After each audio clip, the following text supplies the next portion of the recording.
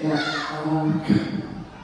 Bismillahirrahmanirrahim. Yang terhormat Ibu Kepala Sekolah SD kelas 12 Cianjur yang sempat hadir pada hari ini. Yang saya hormati rekan-rekan pengajar SD kelas 12 Cianjur. Sebelumnya, Assalamualaikum warahmatullahi wabarakatuh.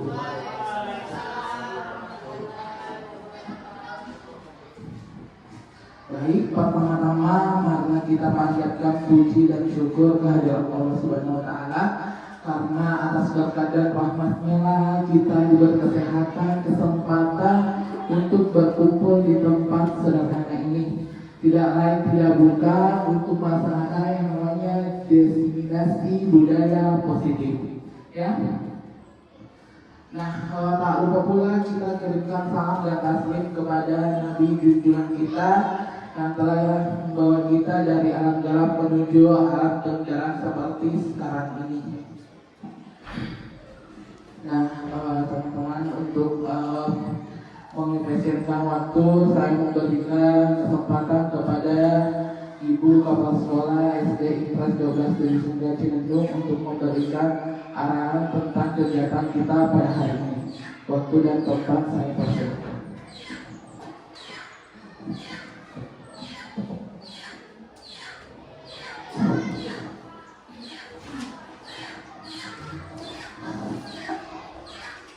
Terima kasih atas kesempatan yang diberikan. Assalamualaikum warahmatullahi wabarakatuh.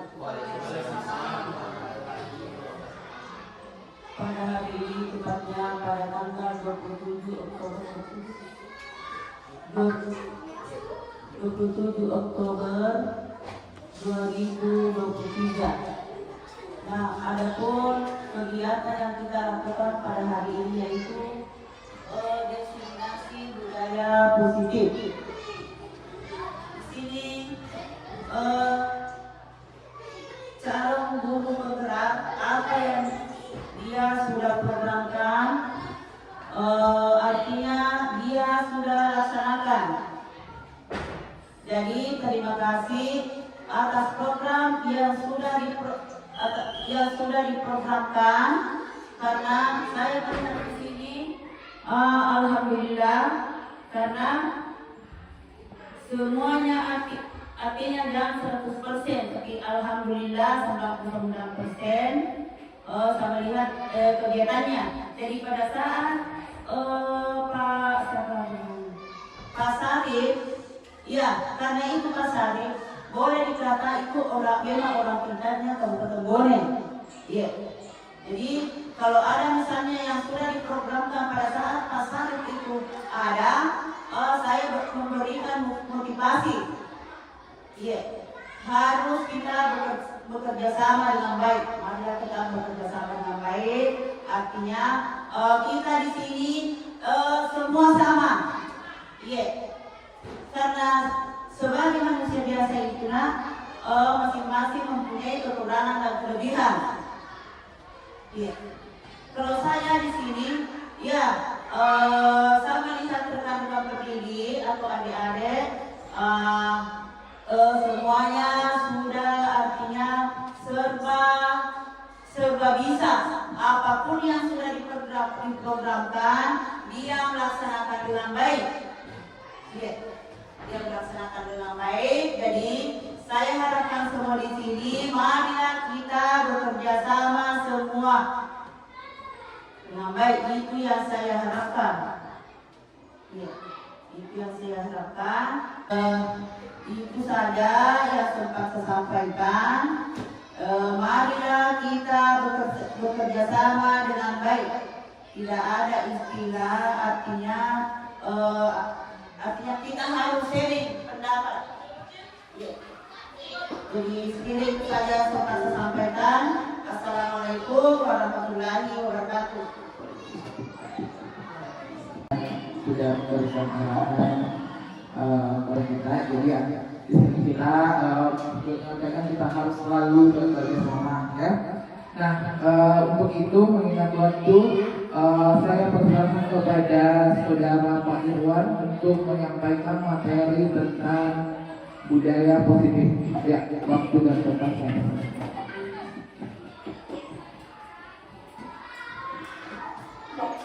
Ya, terima kasih atas kesempatan yang diberikan kepada saya. Terima kasih juga kepada Ibu Kepala Sekolah yang bersedia meluangkan waktu dan memfasilitasi kami di kegiatan kami di calon guru penggerak. Dan terkhusus juga kepada teman-teman, saya ucapkan banyak-banyak terima kasih karena sudah ingin terlibat dalam kegiatan kami di pendidikan calon guru penggerak.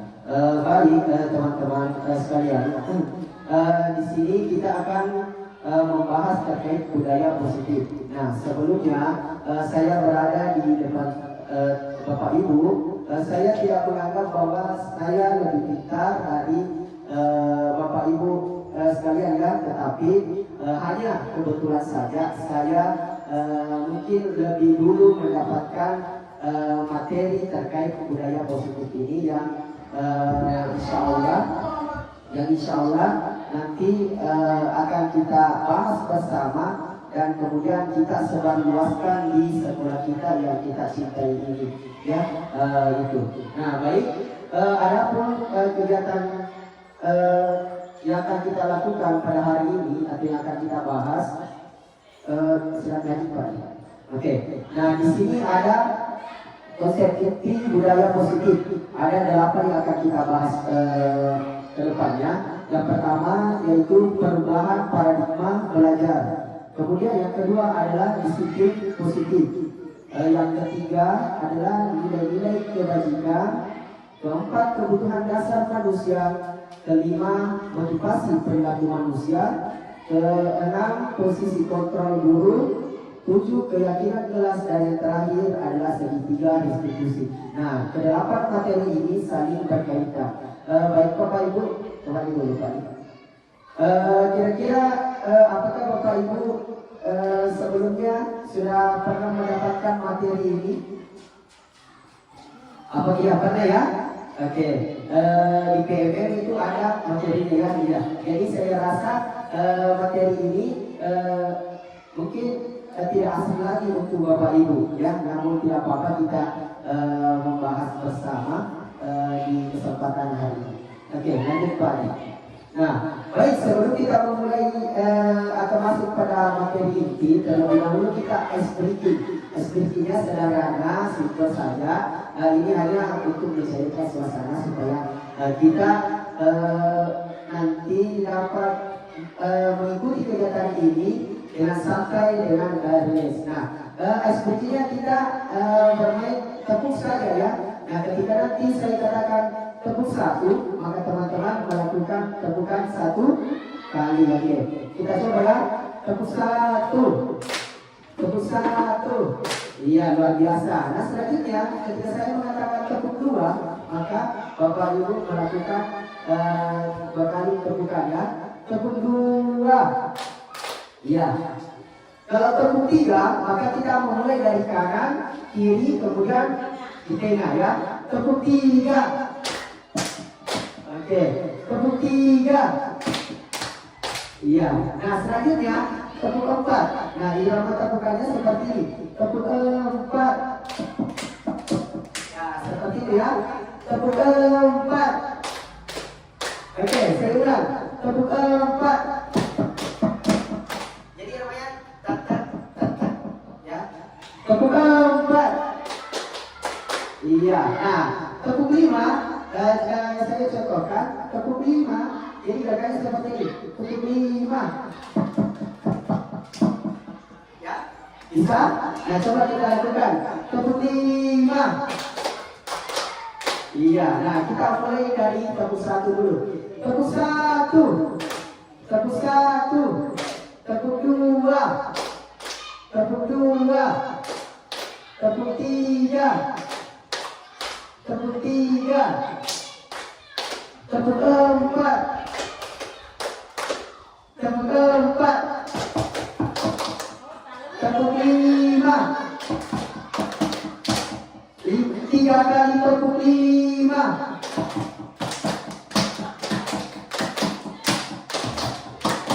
Iya, terima kasih. Tepuk tangan dulu untuk kita semua yang ada yang hadir pada hari ini. Luar biasa sekali semangatnya, dan terima kasih karena sudah mau bermain bersama kita di speaking kali ini. Nanti speakingnya bisa kita terapkan di kelas masing-masing. Nah, lanjut kita masuk pada materi yaitu perubahan paradigma belajar. Nah, perubahan paradigma belajar ini Bapak Ibu, bagaimana kita sebagai seorang pendidik ya untuk dapat mengubah pandangan kita, paradigma belajar kita. Tentu kita sering mendengar kata bahwa pembelajaran berpusat pada guru, kemudian pembelajaran yang berpusat pada anak atau murid. Nah, kira-kira metode yang Bapak Ibu lakukan sekarang ini yang mana? Apakah berpusat pada guru atau pada murid? Oke, berpusat pada murid ya. Nah, itu adalah yang seharusnya memang kita lakukan untuk sekarang ini khususnya di kurikulum Merdeka. Nah, jadi pembelajaran itu memang harus berpusat pada murid. Lanjutkan.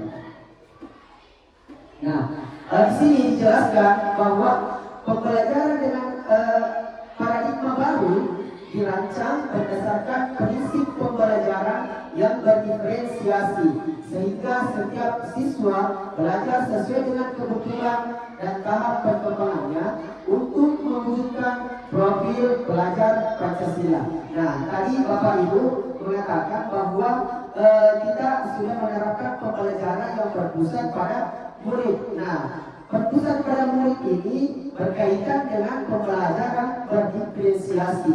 Pembelajaran berdiferensiasi ini adalah kita sebagai seorang guru dapat mengakomodasi kebutuhan belajar murid kita, mengakomodasi kemampuan belajar murid kita. Nah, kemarin kebetulan kami habis diskusi terkait masalah pembelajaran berdiferensiasi ini, bahwa salah satu tujuan dari pembelajaran berdiferensiasi ini adalah untuk mengurangi atau tidak terjadinya kesenjangan antara murid yang dengan kemampuan yang cepat menangkap pembelajaran dengan yang lambat. Nah, jadi itulah fungsinya berdiferensiasi ini. Nah, dengan pembelajaran berdiferensiasi ini kita dapat mengetahui kebutuhan belajar murid dan kemampuan belajar murid kita, sehingga pada akhirnya apa yang kita harapkan, kita dapat mewujudkan murid kita sebagai murid yang dapat menjadi sebagai murid yang dapat menjadi murid yang menunjukkan sebagai profil belajar Pancasila, ya, seperti itu. Nah, baik Bapak Ibu, karena kita di sekolah kita sudah menerapkan kurikulum Merdeka, tentu profil belajar Pancasila ini sudah tidak asing lagi bagi kita, ya. Nah, di sini ada 6 dimensi dalam profil belajar Pancasila. Yang pertama adalah beriman, bertakwa kepada Tuhan Yang Maha Esa dan berakhlak mulia. Nah, bagaimana maksudnya di sini Bapak Ibu? Nah, maksudnya di sini adalah bagaimana murid kita dapat berakhlak terhadap dirinya sendiri, kemudian berakhlak terhadap manusia, berakhlak dalam beragama, kemudian berakhlak dalam bernegara, seperti itu. Nah, kemudian selanjutnya adalah berkebinekaan global. Berkebinekaan global ini maksudnya kita sebagai bangsa Indonesia yang tentunya memiliki budaya yang banyak, ya, yang beragam, maka bagaimana murid kita ini mampu berinteraksi, mampu mampu mengenal budayanya sendiri, kemudian mampu berinteraksi dengan kultur lain, ya, dapat menghargai budaya di sekitarnya. Nah, seperti itu. Kemudian bergotong royong. Nah, tentu bergotong royong kita sudah paham bahwa bergotong royong misalnya anak-anak bersama-sama membersihkan lingkungan sekolah. Namun di profil belajar Pancasila ini lebih luas lagi yang kita inginkan. Nah, misalnya bagaimana anak-anak kita ini dapat melakukan gotong royong tidak hanya di sekolah saja, tetapi bagaimana anak-anak kita memiliki kepekaan di lingkungannya untuk melakukan gotong royong, kemudian memiliki kemampuan berkolaborasi, bekerja sama. Terus bagaimana anak-anak kita memiliki sikap peduli, bukan terhadap orang lain. Mungkin ada orang lain yang memiliki kesulitan, mengalami kesulitan, maka anak-anak kita dapat menawarkan bantuan, misalnya seperti itu. Kemudian anak-anak kita memiliki sikap berbagi, ya, dapat berbagi sesuai dengan apa yang dibutuhkan oleh orang lain. Ya, seperti itu. Lanjut. Nah, selanjutnya di sini ada miskonsepsi tentang teori kontrol. Ya, miskonsepsi ini terkait tentang pemikiran kita sebagai seorang guru bahwa kita merasa dapat mengontrol murid kita. Ya. Yang pertama adalah ilusi guru mengontrol murid. Kira-kira Bapak Ibu, ketika misalnya anak-anak kita melakukan pelanggaran, kemudian kita meminta anak-anak kita untuk tidak mengulangi perbuatannya, apakah itu termasuk kita dapat mengontrol murid kita?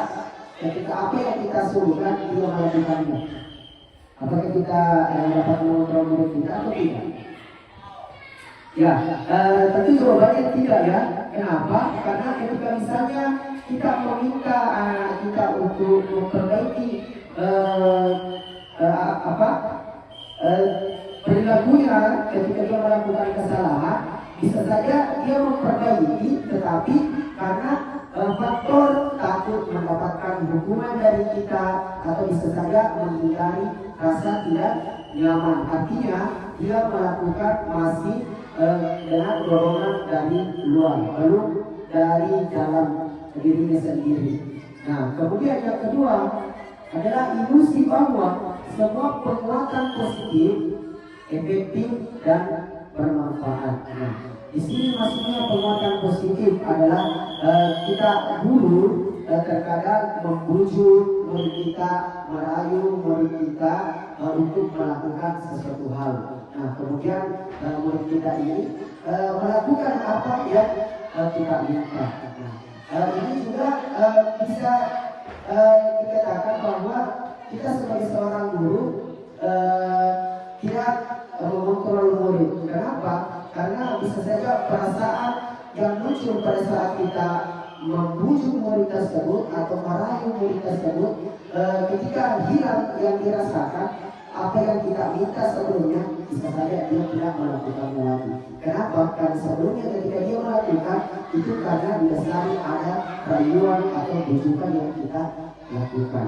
Nah, itu berarti berasal dari ekspresi ketika dia melakukannya. Ya. Nah, kemudian selanjutnya adalah ilusi bahwa kritik dan membuat rasa bersalah mampu menguatkan karakter. Nah, ini juga terkait kritik dan membuat rasa bersalah.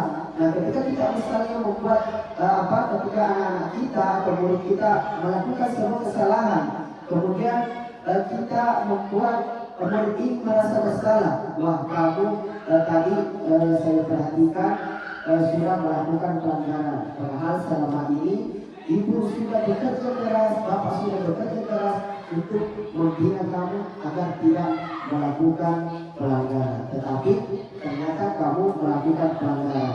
Nah, ketika misalnya anak-anak kita berusaha melakukan tindakan atau tidak melakukan lagi perilaku yang menyimpang karena merasa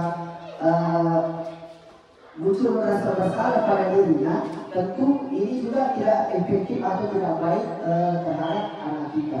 Kenapa? Karena tentu anak kita akan menjudge dirinya sebagai manusia yang gagal, ya, sebagai manusia yang gagal. Dan tentu tidak dan membuat murid kita tidak percaya diri, ya, bahwa yang akan membuat dirinya merasa bersalah dan tidak percaya diri ketika melakukan sesuatu hal. Nah, selanjutnya yang terakhir adalah ilusi bahwa orang dewasa berhak memaksa. Ya, mungkin selama ini bahwa kita sebagai guru beranggapan bahwa kita karena merasa dewasa dibanding dengan anak-anak kita memiliki tanggung jawab untuk memaksa anak-anak kita untuk melakukan apa yang kita minta. Ya, padahal kalau kita sudah mengimplementasikan kurikulum merdeka, maka paksaan itu sudah tidak bagus kita terapkan pada anak didik kita, ya. Jadi pada dasarnya tidak ada manusia yang dapat dikontrol oleh manusia lainnya. Begitupun kita sebagai guru, tentu kita tidak dapat mengontrol murid kita. Lanjut. Nah, ini hanya sekedar penjelas saja. Tadi saya sudah jelaskan di awal, namun tidak apa-apa saya bacakan. Ilusi guru mengontrol murid.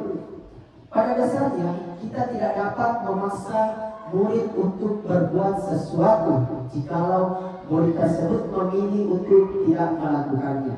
Nah, teori kontrol menyatakan bahwa semua perilaku memiliki tujuan, bahkan perilaku yang tidak disukai. Kemudian yang kedua adalah ilusi bahwa semua perbuatan positif, efektif dan bermanfaat. Nah, di sini perbuatan positif atau bujukan adalah bentuk-bentuk kontrol. Segala usaha untuk mempengaruhi murid agar mengulangi suatu perilaku tertentu adalah suatu usaha untuk mengontrol murid tersebut. Kemudian ilusi bahwa kritik dan membuat rasa bersalah dapat menguatkan karakter.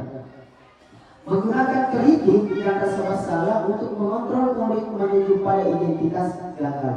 Nah, kenapa? Seperti tadi yang saya jelaskan bahwa anak ini akan merasa terkucilkan, ya. Dia akan menyalahkan dirinya sendiri ketika kita memperlakukan dia dengan membuat dia merasa bersalah.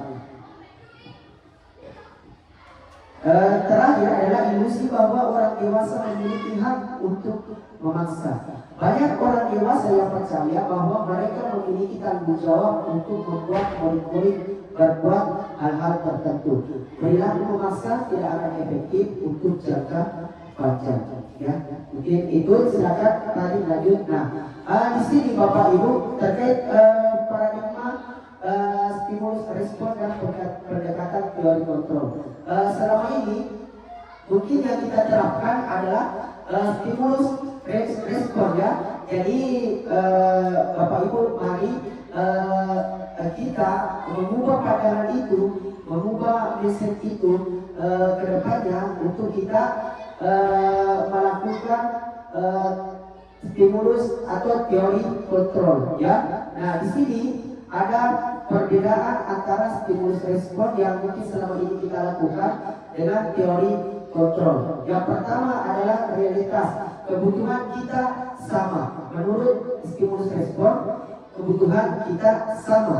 Sedangkan menurut teori kontrol, realitas atau kebutuhan kita berbeda. Nah, itu menurut teori kontrol. Kita yakin Bapak Ibu bahwa meskipun anak kita berada di satu kelas, berada di tempat guru yang sama, bahwa tentu dia memiliki kebutuhan yang berbeda-beda, ya. Tentu memiliki kebutuhan yang berbeda-beda. Nah, seperti yang dijelaskan oleh teori kontrol tersebut, bahwa realitanya kebutuhan manusia itu berbeda-beda, termasuk murid kita dalam belajar pasti berbeda-beda, ya. Nah, kemudian yang kedua, stimulus respon mengatakan semua orang melihat hal yang sama. Sedangkan teori kontrol mengatakan setiap orang memiliki gambaran berbeda. Nah, kembali lagi pada teori kontrol yang pertama. Ketika kebutuhan manusia berbeda atau kebutuhan murid kita berbeda, maka cara pandangnya juga tentu berbeda, ya tentu berbeda. Tidak bisa kita paksakan bahwa pandangan saya seperti ini, kemudian kita harus paksakan apa yang kita yakini ke orang lain. Ya, kenapa? Karena seperti itu bahwa kebutuhan kita berbeda, maka tentu pandangan kita juga akan berbeda terkait sesuatu hal. Kemudian yang ketiga adalah kita mencoba mengubah orang agar berpandangan sama dengan kita. Ya, nah sedangkan teori kontrol mengatakan kita berusaha memahami pandangan orang lain tentang dunia. Jadi teori kontrol ini lebih mengajarkan kita tentang kebijakan sebenarnya, bahwa apa yang kita yakini tidak bisa kita paksakan ke orang lain. Maka apa yang harus kita lakukan Bapak Ibu? Nah, kita harus memahami pandangan atau pendapat orang lain. Ya, itu kenapa? Karena seperti yang tadi bahwa kebutuhan kita berbeda, kemudian pandangan kita berbeda, maka tentu untuk memahami sesuatu hal yang sama tidak bisa kita paksakan bahwa pandangan kita atau pemahaman kita harus sama dengan orang lain. Kemudian perilaku buruk dilihat sebagai suatu kesalahan. Itu menurut stimulus respon. Sedangkan teori kontrol itu semua perilaku memiliki tujuan. Nah, stimulus respon yang mungkin selama ini yang kita lakukan ya, bahwa ketika ada anak-anak yang melakukan sebuah pelanggaran atau kesalahan di sekolah, kita langsung menjustifikasi anak tersebut bahwa kamu ini memang nakal misalnya ya, kamu melakukan pelanggaran, kamu bersalah. Nah, itu adalah stimulus respon. Nah, tapi ketika kita berpandangan dengan teori kontrol, maka semua perilaku memiliki tujuan. Artinya apa? Bahwa kita sebagai pendidik harus menanyakan dulu apa sebenarnya penyebab yang dilakukan oleh murid kita. Ya, jangan sampai misalnya karena dia melakukan karena temannya lebih dulu mengganggunya misalnya, ya, atau ada hal yang mungkin menjadi penyebab sehingga dia melakukan perilaku yang melanggar. Jadi dengan teori kontrol ini artinya kita sebagai seorang guru kita tidak langsung menjustifikasi bahwa anak ini bersalah, tetapi bagaimana kita memberikan dulu, mencari tahu dulu bahwa apa sebenarnya yang menjadi penyebab sehingga anak ini melakukan tindakan tersebut. Seperti tadi bahwa setiap tindakan itu memiliki tujuan atau maksud, ya. Nah, kemudian orang lain bisa mengontrol saya. Itu menurut stimulus respon. Sedangkan teori kontrol hanya Anda yang bisa mengontrol diri kita. Ya, kalau ini mungkin Bapak Ibu kita sependapat ya bahwa tidak ada orang lain yang bisa mengontrol kita. Ya, tetapi hanya kita yang dapat mengontrol diri kita sendiri. Ketika orang lain meminta kita melakukan ini dan kita melakukan, bukan berarti orang tersebut mengontrol kita, tetapi kita yang mengizinkan diri kita untuk dikontrol oleh orang tersebut. Ya, jadi pada sejatinya kita sendirilah yang bisa mengontrol diri kita sendiri. Jadi orang lain tidak bisa mengontrol diri kita. Kemudian pemaksaan ada pada saat bujukan gagal. Itu stimulus respon. Nah, sedangkan teori kontrol mengatakan kolaborasi dan konsensus menciptakan pilihan-pilihan baru. Nah, terkadang ketika kita menghadapi satu siswa yang mungkin karakternya keras, ketika kita sudah melakukan langkah-langkah yang baik, namun anak ini dengan karakternya yang keras, maka terkadang kita memaksakan kehendak kita kepada orang lain, ya. Nah, sedangkan teori kontrol, kolaborasi dan konsensus menciptakan pilihan-pilihan baru. Maksudnya apa? Bahwa misalnya ketika murid kita melakukan pelanggaran, nah, ketika murid kita melakukan pelanggaran, kita tidak langsung memberikan hukuman, tetapi kita di sini bisa melakukan kolaborasi dengan murid kita. Posisi kita adalah sebagai manajer, ya nanti akan dibahas oleh Pak Adi. Nah, posisi kita sebagai manajer menanyakan kepada anak-anak kita apa yang akan dilakukan, kemudian solusi-solusi apa yang akan dilakukan. Nah, itu menciptakan kolaborasi antara guru dan murid. Itu teori kontrol. Kemudian yang terakhir adalah menurut stimulus respon, model berpikir menang kalah. Ya, itu menurut stimulus respon. Sedangkan menurut teori kontrol itu model berpikir menang. Ya, stimulus respon, model berpikir menang kalah. Jadi anak kita ketika melakukan pelanggaran maka kita menganggap bahwa anak ini kalah. Kita sebagai gurunya yang memberikan misalnya hukuman, maka kita menganggap diri kita ini sebagai orang yang menang. Padahal kalau menurut teori kontrol, model berpikir itu harus menang-menang.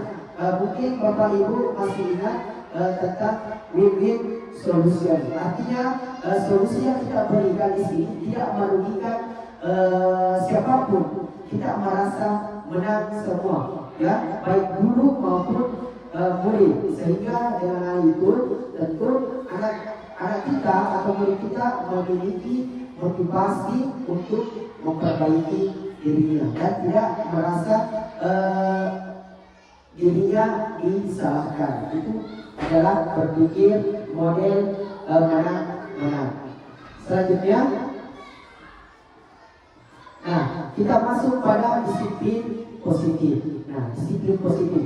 Kira-kira kalau saya mengatakan kata disiplin positif, apa yang terbesit dalam diri Bapak Ibu terkait masalah disiplin? Ada yang bisa berbagi? Apa yang Bapak Ibu pikirkan kalau saya membahas terkait atau mengatakan disiplin positif? Apa? Oke, kebiasaan yang baik. Ada lagi? Perilaku yang baik, contohnya misalnya siswa membuang sampah. Oke. Iya. Perilaku yang baik, contohnya siswa membuang sampah pada tempatnya. Ada lagi? Ya, bertutur kata yang sopan. Nah, baik. Bapak Ibu, disiplin positif sebelum saya masuk pada materinya. Terkadang kata disiplin ini kita sering mengaitkan dengan aturan, dengan sanksi, dengan hukuman. Padahal yang dikatakan disiplin ini tidak berkaitan dengan hukuman, dengan sanksi, dengan aturan sebenarnya, tetapi disiplin ini berasal dari diri sendiri. Ya, lanjut. Nah, disiplin positif di sini dikatakan bahwa disiplin berasal dari kata disiplina yang artinya belajar. Disiplin mengacu pada disiplin diri yang memiliki tanggung jawab terhadap apa yang dilakukannya berdasarkan nilai-nilai yang diyakini. Bapak Ibu, ketika di dalam diri kita sudah muncul yang namanya disiplin diri, maka tentu akan ada namanya disiplin positif di dalam diri kita. Ya, ketika sudah ada disiplin diri, maka akan muncul disiplin positif dalam diri kita. Nah, di mana di sini disiplin positif merupakan salah satu cara penerapan disiplin yang bertujuan untuk menumbuhkan kesadaran serta memperdayakan peserta diri tanpa imbalan penghargaan, reward atau ancaman serta hukuman. Jadi disiplin positif ini Bapak Ibu berasal dari motivasi dalam diri kita, yaitu intrinsik. Ya, motivasi itu ada dua. Motivasi ekstrinsik itu berasal dari luar, bisa saja karena menghindari hukuman, bisa saja karena ingin mendapatkan hadiah, atau karena merasa takut dihukum. Itu adalah motivasi ekstrinsik, artinya ada faktor luar yang mempengaruhi. Sedangkan disiplin positif ini ya berkaitan tentang nilai-nilai kebajikan sebenarnya, ya, bahwa anak kita sudah memiliki kesadaran terhadap dirinya sendiri, muncul motivasi dari dalam Ya, jadi ketika misalnya anak kita tidak mendapatkan hadiah, ya, maka dia akan tetap melakukan hal yang harus dilakukan tanpa ada imbalan. Kenapa? Karena hal tersebut berasal dari dalam diri anak kita, motivasi dari dalam diri atau motivasi intrinsik. Nah, Bapak Ibu, sebagai pendidik, tujuan kita adalah menciptakan peserta didik yang memiliki disiplin diri sehingga mereka berperilaku mengacu pada nilai-nilai kebajikan universal dan memiliki motivasi intrinsik dalam perubahan perilaku ke arah yang lebih baik. Jadi Bapak Ibu, ini adalah tantangan kita ke depannya, bagaimana kita menumbuhkan motivasi intrinsik murid kita. Karena mungkin selama ini yang kita lihat anak-anak kita mungkin melakukannya, tetapi menunggu untuk kita instruksikan, menunggu untuk disuruh dulu. Nah, jadi harapan kita bagaimana nanti ke depannya muncul motivasi intrinsik di dalam diri murid kita. Karena sekolah kita ini sudah menerapkan budaya-budaya positif ya. Namun bagaimana budaya-budaya positif ini dapat memunculkan kembali lagi, dapat memunculkan motivasi intrinsik dalam diri murid kita. Sudah tidak ada lagi dorongan dari luar, dia melakukan terkait dengan sendirinya. Lanjut Pak. Nah, di sini nilai-nilai kebajikan, nilai-nilai yang disepakati bersama lepas dari suku bangsa, agama, bahasa maupun latar belakangnya. Bapak Ibu, nilai-nilai kebajikan itu banyak sekali ya. Dan ketika kita nanti ingin menentukan atau menyepakati terkait nilai-nilai kebajikan, hal yang harus kita lakukan adalah bagaimana kita melepas tidak melihat suku, agama atau budaya atau bahasa serta latar belakang dari murid-murid kita. Nah, kemudian Bapak Ibu, saya di sini sudah menyiapkan beberapa contoh dari organisasi terkait nilai-nilai kebajikan. Sebenarnya yang kami pelajari atau yang kami dapat di LMS itu masih banyak contoh-contoh nilai-nilai kebajikan dari organisasi. Namun saya hanya menampilkan 3 saja ya dari 3 organisasi. Nah, yang pertama adalah dari profil pelajar Pancasila. Nah, nilai-nilai kebajikan yang ada pada profil pelajar Pancasila, yang pertama itu adalah beriman dan bertakwa kepada Tuhan Yang Maha Esa dan berakhlak mulia. Kemudian yang kedua adalah berkebinekaan global. Kemudian gotong royong, mandiri, kreatif dan bernalar kritis. Nah, inilah nilai-nilai kebajikan yang ada pada profil pelajar Pancasila. Nah, sedangkan pada organisasi Ibo Primarius Program atau PIP, nilai-nilai kebajikan yang ada yaitu toleransi, rasa hormat, integritas, mandiri, menghargai, antusias, empati, keingintahuan, kreativitas, kerjasama, percaya diri, dan komitmen. Itu adalah nilai-nilai kebajikan yang ada pada organisasi Ibu Prima Program. Nah, kemudian yang terakhir adalah keterampilan hidup atau life skill. Ya, nilai-nilai kebajikan yang ada pada organisasi keterampilan hidup atau life skill ini itu ada dapat dipercaya. Kemudian yang kedua lurus hati, pendengar yang aktif, tidak merendahkan orang lain dan memberikan yang terbaik dari diri. Nah, Bapak Ibu, inilah nilai-nilai contoh nilai-nilai kebajikan yang saya tampilkan dari 3 organisasi ini. Jadi ini sedikit gambaran terkait nilai-nilai kebajikan ketika nanti kita ingin membuat satu keyakinan kelas yang nanti akan dijelaskan oleh Pak Adi. Baik Bapak Ibu, bagaimana, masih semangat? Masih semangat? Oke, sambil saya menjelaskan, Bapak Ibu silakan menikmati snacknya. Tidak apa-apa, kita tidak usah terlalu tegang ya. Sama seperti anak murid kita ketika kita mengajar di kelas, ketika anak-anak kita mengalami perasaan yang tegang, maka apa yang kita sampaikan tentu tidak dapat dicerna dan diterima dengan baik oleh anak-anak kita. Nah, jadi kegiatan kita pada hari ini juga saya minta kepada teman-teman untuk bisa kita sambil menyimak juga menikmati speech yang sudah dihidangkan. Oke, lanjut Pak Adi. Nah, baik Bapak Ibu, kita masuk pada kebutuhan dasar manusia. Nah, kebutuhan dasar manusia ini sangat penting kita ketahui dan sangat penting kita cari tahu. Kenapa? Karena ini menentukan nanti sikap kita terhadap anak-anak kita di kelas atau di sekolah, ya, terkait kebutuhan dasar manusia. Nah, di sini dijelaskan bahwa kebutuhan dasar manusia adalah segala sesuatu yang kita lakukan untuk mendapatkan apa yang kita inginkan. Seluruh tindakan yang kita lakukan memiliki tujuan tertentu dan semua usaha terbaik yang kita lakukan adalah dalam rangka agar kebutuhan dasar kita terpenuhi dengan baik. Nah, itu adalah pengertian dari kebutuhan dasar manusia. Baik Bapak Ibu, izinkan saya bertanya terkait masalah kebutuhan dasar manusia. Kira-kira kalau kebutuhan dasar manusia yang ada dalam pikiran Ibu itu yang kita pahami apa? Kalau saya mengatakan atau membahas terkait kebutuhan dasar manusia, apa sebenarnya kebutuhan kita?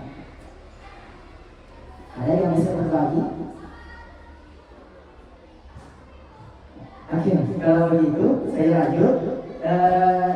Lanjut Pak Adi, terkait kebutuhan dasar manusia. Ya, nah di sini ada 5 kebutuhan dasar manusia. Nah, saya yakin bahwa apa tadi yang saya tanyakan, mungkin ini yang akan disampaikan oleh Bapak Ibu bahwa kebutuhan saya salah satunya adalah makan. Karena ketika saya tidak makan, tentu akan berpengaruh terhadap performa saya di sekolah.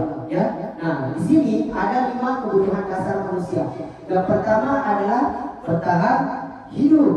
Nah, itu yang pertama. Kemudian yang kedua adalah kasih sayang dan rasa diterima. Kemudian yang ketiga adalah penguasaan. Itu. Yang keempat kebebasan. Dan yang terakhir adalah kesenangan. Nah, itu adalah 5 dasar kebutuhan manusia. Termasuk kita Bapak Ibu. Jadi bukan hanya murid kita ya. Jadi di sini manusia. Kebutuhan dasar manusia berarti sudah masuk kita. Ya, oke. Next. Nah, mari kita bahas satu persatu. Ya. Yang pertama adalah bertahan hidup.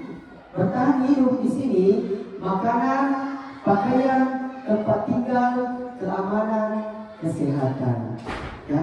Nah, ini adalah salah satu kebutuhan dasar manusia. Ketika kita misalnya menemukan murid kita di dalam kelas, kenapa anak ini tidak bersemangat mengikuti pelajaran pada hari ini? Padahal sebelum-sebelumnya dia sangat aktif ya ketika kita melakukan pembelajaran di kelas. Nah, bisa saja Bapak Ibu salah satu kebutuhan dasarnya tidak terpenuhi, yaitu mungkin bisa saja dia belum sarapan di rumah, ya, atau bisa saja mungkin kesehatannya terganggu, ya. Nah, jadi itu sangat mempengaruhi. Maka itu tadi yang saya katakan bahwa kita penting mengetahui kebutuhan dasar tersebut agar memberikan nanti gambaran bagaimana kita bertindak memperlakukan murid kita ketika kita menemukan sesuatu hal yang atau terjadi perubahan pada murid kita nantinya. Nah, jadi itu bertahan hidup, dan salah satunya makanan, pakaian, tempat tinggal, keamanan serta kesehatan. Selanjutnya adalah kebutuhan kasih sayang dan rasa diterima. Ya, siapapun tentu kita membutuhkan kasih sayang. Ya, rasa diterima, dipedulikan, berbagi, kerjasama, menjadi bagian dalam kelompok. Nah, di sini Bapak Ibu terkait kasih sayang dan rasa diterima, kita sering menemukan, apalagi di dalam pembelajaran dan diferensiasi, kita selalu membagi kelompok di dalam kelas. Ya, nah terkadang ada anak-anak kita atau salah satu murid kita yang tidak diterima oleh temannya. Entah apa alasannya ya. Apakah mungkin alasannya karena jarang bergabung dengan temannya. Nah itu artinya bahwa kita sebagai guru harus dapat membantu anak tersebut agar dapat diterima. Karena ini yang sering terjadi, salah satu kebutuhan dasar yang sering saya temui di sekolah yang tidak terpenuhi adalah bagaimana anak ini tidak diterima oleh temannya, ya, tidak diterima oleh temannya. Nah, jadi tugas kita bagaimana supaya kebutuhan dasar anak kita ini, khususnya di kasih sayang dan rasa diterima ini, menjadi tugas kita agar mereka dapat diterima di sekolah atau di temannya. Nah, kemudian yang ketiga adalah penguasaan. Penguasaan di sini yaitu harga diri, keinginan untuk dianggap, memimpin, berprestasi, diakui dan didengar. Nah, penguasaan di sini Bapak Ibu, kalau di sekolah atau di kelas yang sering kita temui, ada murid kita yang ini selalu tampil, ya, ini selalu tampil. Misalnya siapa yang mau menyanyi, menghibur temannya. Nah, kemudian ada salah satu murid kita yang ingin tampil di depan. Itu artinya murid tersebut memenuhi salah satu kebutuhan dasarnya, yaitu penguasaan. Kemudian ingin menjadi pemimpin di dalam kelas, ya, misalnya ketua kelas. Nah, ketua kelas ini ya salah satu yang dilakukan adalah dia memenuhi kebutuhan dasarnya, yaitu penguasaan. Nah, selanjutnya adalah kebebasan. Kebebasan Bapak Ibu ini kebebasan terkait mandiri, memiliki pilihan, kemudian mencoba hal baru, mampu mengendalikan arah dirinya. Nah, kebebasan ini juga berkaitan di dalam proses pembelajaran. Ketika misalnya kita sebagai seorang guru hanya menerapkan metode yang sama kepada semua murid, sedangkan kita mengetahui ada beberapa gaya belajar. Ya, ada berapa gaya belajar Bapak Ibu? Ada 3, ya? Ada 3. Yang pertama apa? Iya, visual. Yang kedua, audio. Yang ketiga, nah, kinestetik. Nah, seperti itu bahwa murid kita ingin merasakan kebebasan dalam proses pembelajaran yang kita lakukan. Ketika misalnya ada murid kita yang merasa tidak bebas, maka apa yang kita lakukan di kelas tentu tidak efektif. Jadi bagaimana kita sebagai seorang guru dapat memberikan kebebasan kepada murid kita ini, karena menjadi kebutuhan dasarnya, yaitu kebutuhan kebebasan. Kalau kita hanya menerapkan metode ceramah misalnya, ya, maka kinestetik, ya, kemudian visual tentu tidak merasa bebas, ya. Bapak Ibu, kalau misalnya ada kebutuhan polisi atau apa, tidak apa-apa, ya, silakan saja Bapak Ibu untuk ini, ya. Jadi itu kebebasan. Nah, terakhir adalah kesenangan. Kesenangan di sini adalah bermain, humor, antusiasme, kemudian tertawa. Nah, ini adalah kebutuhan dasar manusia. Jadi kalau kita melihat murid kita sering tertawa di dalam kelas atau bermain, jangan dimarahi, jangan ditegur. Kenapa? Karena ketika murid kita merasa tidak senang, maka tentu kebutuhan, salah satu kebutuhan dasarnya tidak terpenuhi, yaitu kesenangan. Ya, nah, jadi sebagai seorang guru, bagaimana kita bisa dalam proses pembelajaran, bagaimana murid merasa senang mengikuti proses pembelajaran tersebut, belajar sambil bermain, ya. Tidak apa-apa kita selingi dengan candaan di dalam proses pembelajaran kita. Supaya apa? Supaya anak-anak kita merasa senang dan kebutuhan dasarnya juga terpenuhi, ya. Nah, jadi inilah 5 kebutuhan dasar manusia, ya. Lanjut,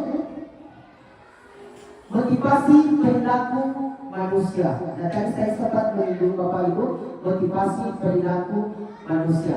Nah, di sini untuk menghindari ketidaknyamanan atau hukuman, ya, misalnya anak kita melakukan buru-buru datang ke sekolah karena takut terlambat, ya, takut mendapatkan hukuman, merasa tidak nyaman. Nah, itu berkaitan tentang motivasi intrinsik. Tadi di awal saya sudah bahas bahwa ada dua motivasi, ekstrinsik dan intrinsik. Nah, itu. Jadi ketika murid kita melakukan sesuatu karena untuk menghindari ketidaknyamanan atau hukuman, maka itu masih motivasi ekstrinsik. Nah, selanjutnya adalah untuk mendapatkan imbalan penghargaan dari orang lain. Ya, misalnya kita melihat anak kita atau murid kita, wah, anak ini melakukan sesuatu hal, misalnya sering membantu atau ini membersihkan kelasnya meskipun bukan jadwal piketnya, ya, meskipun bukan jadwal piketnya. Nah, kalau ketika dia mengharapkan suatu imbalan atau mengharap bahwa ingin mendapatkan pujian dari kita, maka itu masih dikatakan sebagai motivasi ekstrinsik atau motivasi luar. Nah, yang mana yang bagus Bapak Ibu? Yaitu untuk motivasi intrinsik, yaitu untuk menjadi orang yang mereka inginkan dan menghargai diri sendiri dengan nilai-nilai yang mereka percaya. Artinya apa? Bahwa ketika dia tidak mendapatkan hadiah atau tidak mendapatkan sesuatu yang diinginkan, namun murid kita tetap melakukan apa yang biasanya kita suruh. Nah, itu artinya anak-anak kita ini atau murid kita ini sudah ada motivasi intrinsik di dalam dirinya. Ya, lanjut Pak Adi. Nah, terkait masalah motivasi diri, ya, terkait masalah motivasi, ada 3 istilah Bapak Ibu. Mungkin kalau hukuman konsekuensi itu sudah tidak asing lagi buat kita. Namun jujur Bapak Ibu, di sini ada restitusi. Kami juga baru mendapatkan di pendidikan calon guru penggerak restitusi ini. Insya Allah kedepannya atau nanti akan dijelaskan restitusi itu apa, akan dijelaskan nanti oleh Pak Adi. Nah, baik, kita melihat dulu hukuman. Hukuman tidak terencana atau tiba-tiba, ya. Kemudian murid tidak tahu apa yang akan terjadi atau tidak dilibatkan. Itu adalah hukuman. Kemudian bersifat satu arah. Dan yang terakhir yaitu berupa hukuman fisik atau psikis. Nah, hukuman di sini tidak terencana atau tiba-tiba. Artinya apa? Anak-anak kita misalnya melakukan pelanggaran, tentu dia tidak mengetahui, wah, saya melakukan pelanggaran seperti ini. Kira-kira apa hukuman yang akan saya dapatkan? Ya, artinya tiba-tiba, tidak terencana, di luar dari apa yang dipikirkan oleh murid kita. Nah, kemudian yang kedua adalah murid tidak tahu apa yang akan terjadi atau tidak dilibatkan. Kembali lagi karena murid kita tidak dilibatkan, ya, sehingga dia tidak mengetahui hukuman apa yang akan didapatkan. Kemudian bersifat satu arah. Artinya apa? Bahwa hukuman yang kita berikan ini, diterima langsung oleh murid kita, ya. Artinya ini murid kita hanya menerima saja, ya, tanpa dilibatkan. Artinya satu arah, ya. Nah, kemudian berupa hukuman fisik atau psikis, ya. Nah, kita bisa menghukum, misalnya kadang-kadang dalam hukuman itu kita memberikan hukuman besar, ya. Bisa saja dengan psikis, dengan memarahi anak kita dengan kata-kata yang kasar. Nah, itu hukuman. Kemudian konsekuensi ini terencana atau disepakati sesuai peraturan. Ya, artinya apa? Bahwa murid kita mengetahui ketika saya melakukan pelanggaran seperti ini, maka konsekuensinya adalah ini. Kenapa? Karena murid kita sudah mengetahui dan sudah disepakati bersama sebelumnya. Itu adalah konsekuensi. Kemudian murid tetap dibuat tidak nyaman. Kenapa tidak nyaman? Karena ketika murid kita melakukan tindakan yang melanggar dari apa yang kita sepakati, tentu dia akan tetap menerima konsekuensi dari perbuatan tersebut. Kemudian yang terakhir adalah sikap guru selalu memonitoring murid. Artinya kita melihat apakah murid ini melakukan perubahan ketika dia sudah menerima konsekuensi tersebut.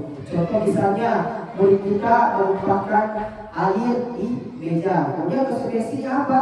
Anak ini harus membersihkan air tersebut, ya. Dan namun ketika kita misalnya tidak ada, apakah anak tersebut masih melakukannya? Nah, inilah yang tugas kita untuk memonitori.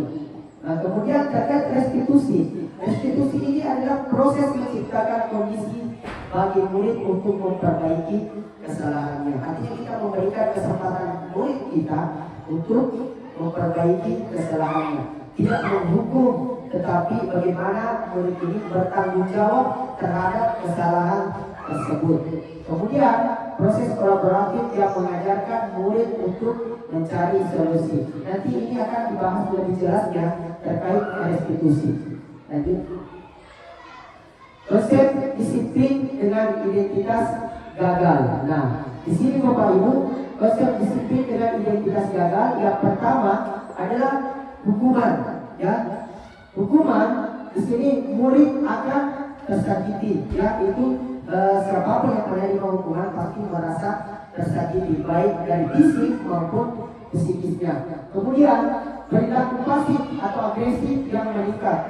Terkadang murid kita selama ini ketika kita memberikan hukuman, harapan kita murid ini sudah akan mengubah sikapnya. Namun ternyata sering kita menemukan murid ini justru malah menjadi-jadi. Ya, nah itu adalah hukuman. Kemudian murid akan menyembunyikan kesalahannya. Artinya apa? Karena ketika murid ini jujur misalnya, dia mengetahui bahwa ketika saya jujur, maka tentu saya akan mendapatkan hukuman dari guru saya. Nah, selanjutnya adalah identitas yang gagal itu penghargaan. Dan sebelum saya mendapatkan materi ini, pendidikan calon guru penggerak Bapak Ibu, saya meyakini bahwa untuk meningkatkan motivasi atau meningkatkan kompetensi murid kita, ya salah satunya adalah memberikan penghargaan. Nah, ternyata di dalam pendidikan calon guru penggerak ini bahwa disiplin dengan identitas penghargaan itu masuk kategori identitas yang gagal. Nah, mari kita bahas bersama Bapak Ibu. Penghargaan yang pertama yaitu tidak efektif. Kenapa dikatakan penghargaan ini tidak efektif? Karena membuat anak kita melakukan sesuatu karena ada hal yang diharapkan. Ketika misalnya anak kita melakukan sesuatu hal yang kita suruh dan dia memiliki ekspektasi bahwa hadiah seperti ini, namun ternyata hadiah yang tidak sesuai, maka tentu akan membuat murid ini merasa kecewa. Jadi itu penghargaan tidak efektif. Kemudian yang kedua adalah penghargaan merusak hubungan. Ya, penghargaan merusak hubungan. Misalnya ini adalah prankingan. Ya, di kurikulum mereka sudah tidak ada prankingan ya. Kenapa? Atau penghargaan ini kenapa merusak hubungan?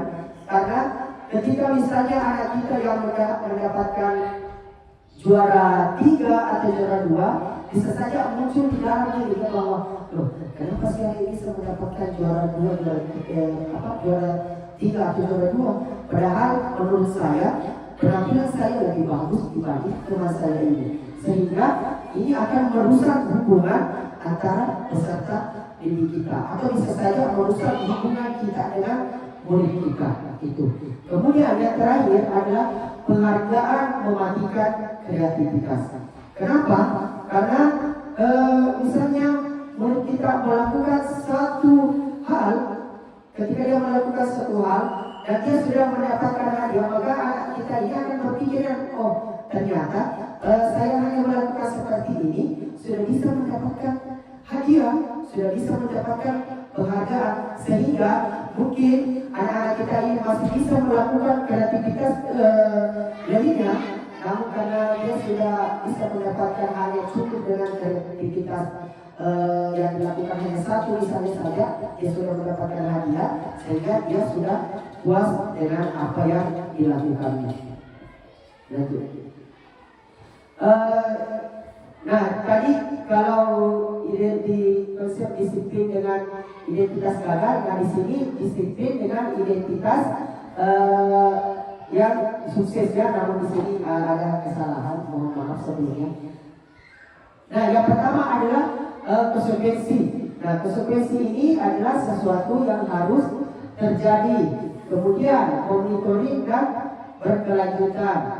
Selanjutnya adalah murid menghormati peraturan, kehilangan hak, waktu jeda seorang diri. Maksudnya apa di sini? Ketika misalnya anak kita tidak memperhatikan atau terlambat mengerjakan tugasnya, maka tentu dia harus menyelesaikan tugas tersebut di luar dari waktu yang seharusnya. Nah, kemudian restitusi merupakan pilihan. Yang kedua adalah murid atau anak belajar memecahkan masalah. Kemudian lewat restitusi masalah itu terpecahkan, artinya tidak memunculkan lagi masalah baru. Kemudian yang terakhir yaitu murid atau anak menghormati dirinya dan orang lain. Oke, Bapak Ibu, untuk materi saya sampai di sini. Nanti akan dilanjutkan oleh Pak Adi.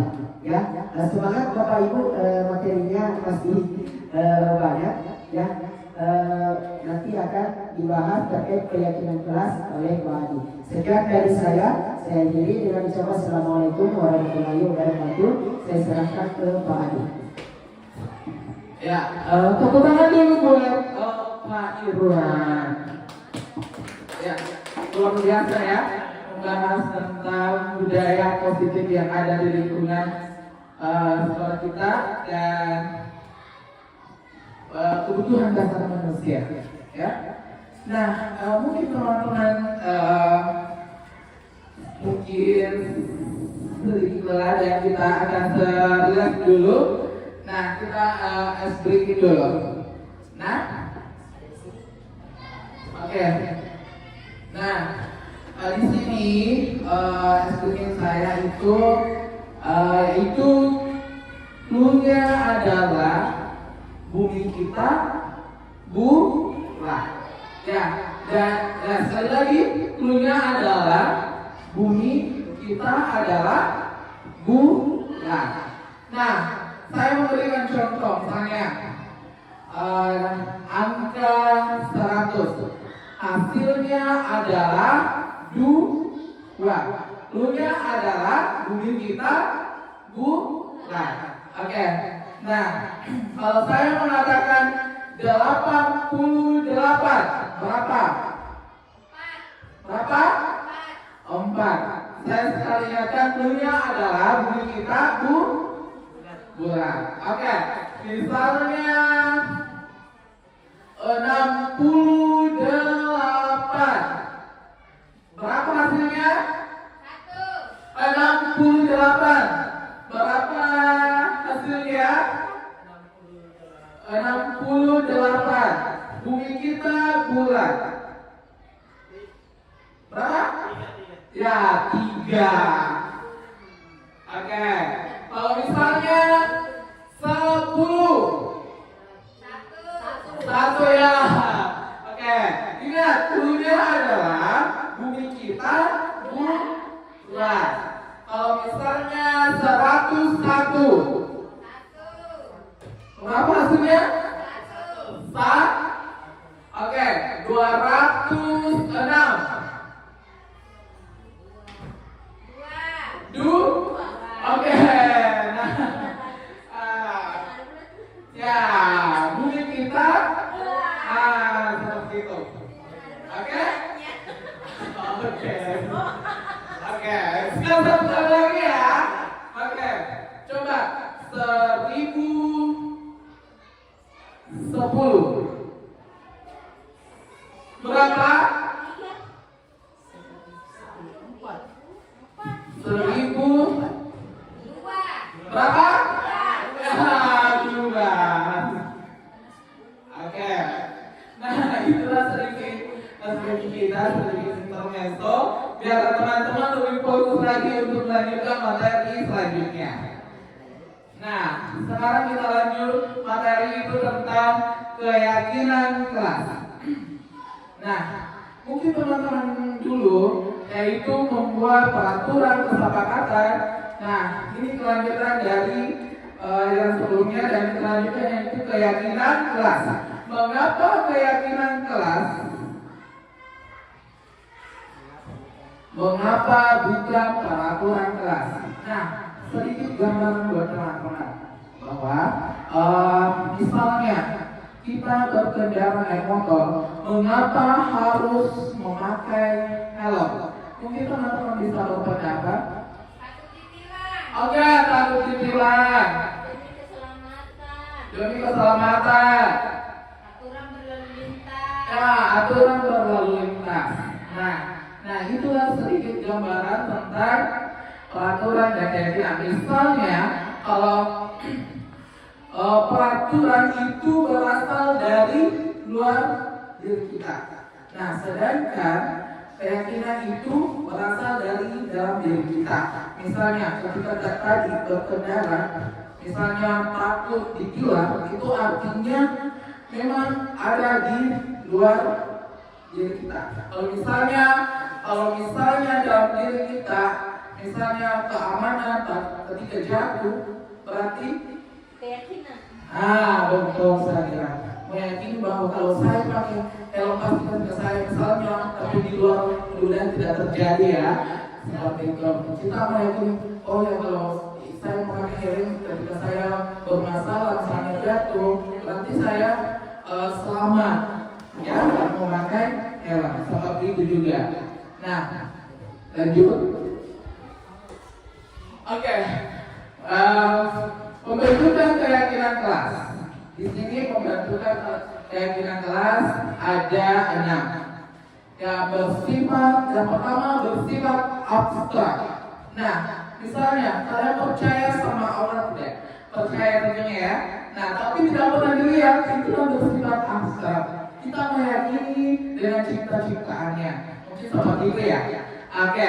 Nah, selanjutnya berupa pernyataan universal, artinya bisa diterima semua warga yang ada di lingkungan masyarakat atau di lingkungan sekolah atau warga yang ada di lingkungan kelas. Seperti itu. Dibuat dalam pernyataan positif. Ya. Kemudian sedikit saja agar mudah diingat. Misalnya, saya kasih gambaran, yaitu sedikit saja agar mudah diingat. Misalnya, senyum, salam, sapa, misalnya seperti itu ya. Nah, bisa disingkat menjadi budaya 5S. Misalnya, buanglah sampah pada tempatnya. Oh, bisa disingkat, bersih itu indah. Mungkin seperti itu ya, teman-teman. Nah, sesuai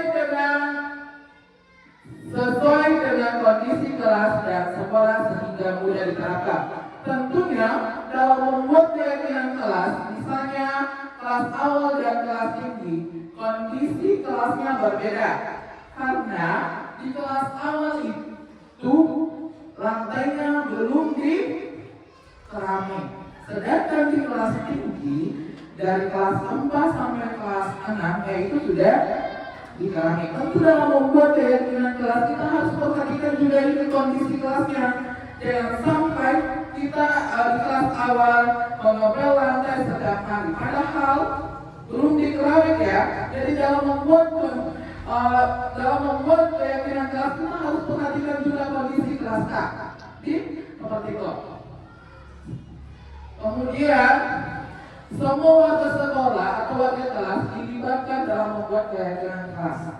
Nah, jadi ketika ingin membuat keyakinan kelas, semua yang ada di kelas itu harus dilibatkan tanpa terkecuali. Karena apa? Semua juga warga di kelas itu yang ingin, mereka yang ingin gerakan atau mereka yang ingin terapkan. Ya, mungkin seperti itu. Lanjut. Nah, langkah-langkah pembuatan keyakinan kelas. Nah, di sini berdiskusi memunculkan peraturan-peraturan yang akan ditaati warga kelas.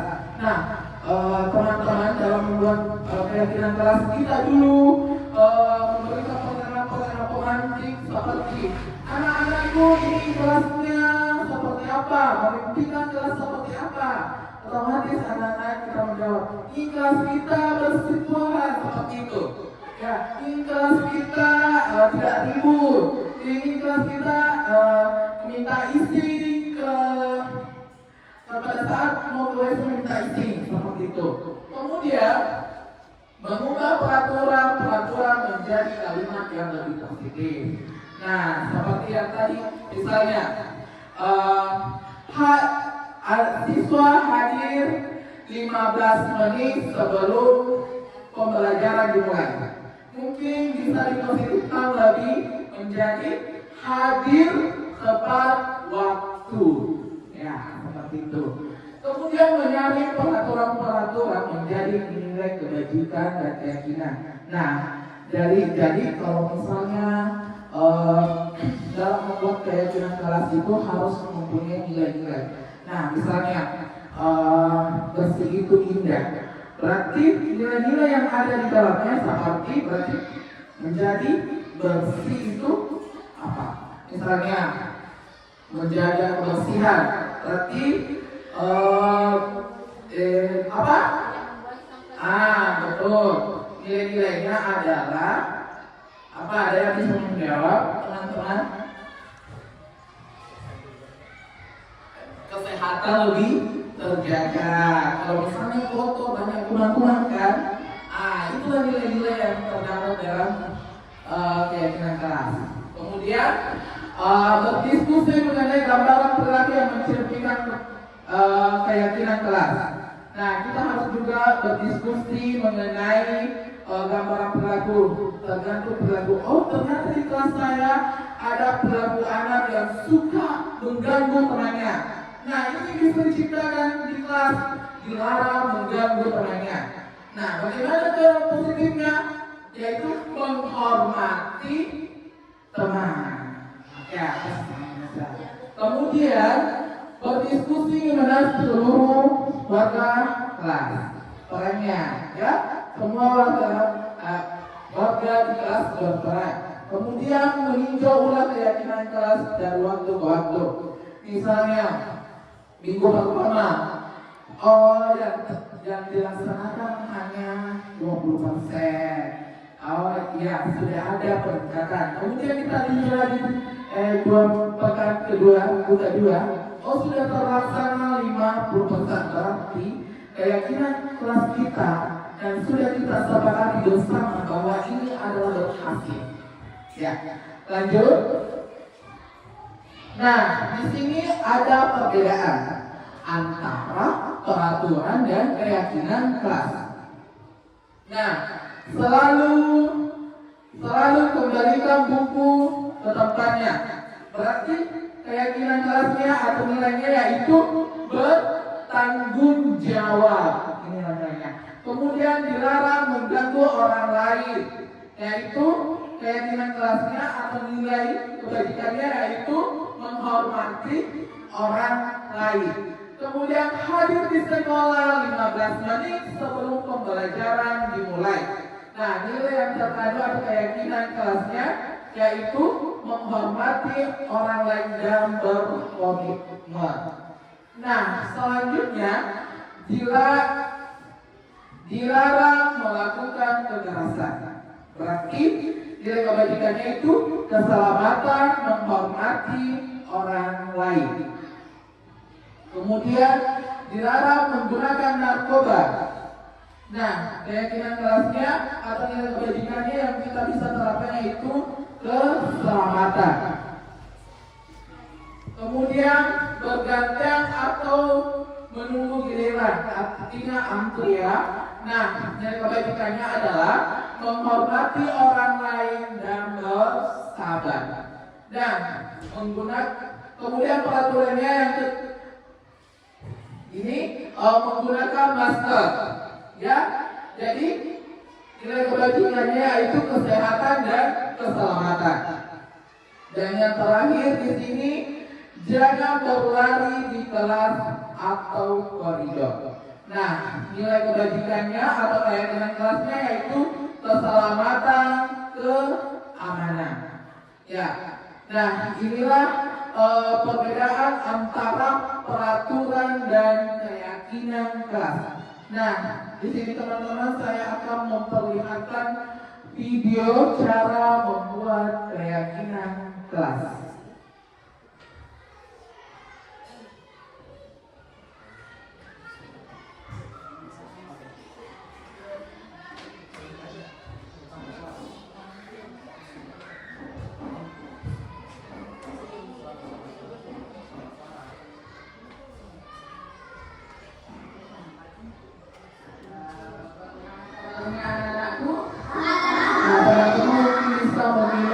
Pembuatan keyakinan kelas. Luar biasa semangatnya hari ini ya. Nah, kelas 4 siap. Kelas 4 siap. Kelas 4 siap. Belajar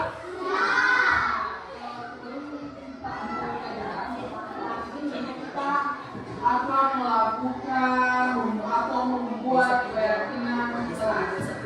Ya, jadi keyakinan kelas seperti apa yang diinginkan anak-anak itu seperti apa? Bersih, apa lagi? Indah, apa lagi? Setiap kelas apa lagi? Jujur dan mandiri. Nah, nanti apa? Tadi tempat waktu betul sekali. Nanti Bapak dulu membagikan sticky note. Anak-anakku silakan membuat masing-masing menginginkan kelas seperti apa, ya. Nah, setelah anak-anakku menulis, kemudian ditempel di atas, kemudian kita simpulkan keyakinan kelas seperti apa yang kita sepakati nanti yang ingin diterapkan di kelas. Bisa? Bisa?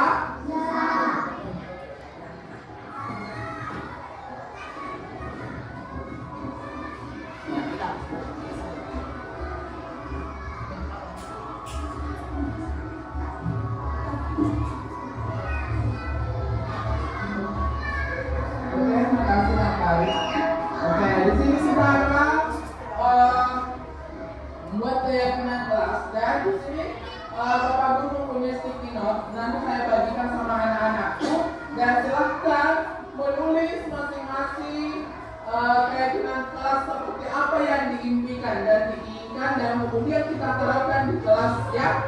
Bisa? Bisa.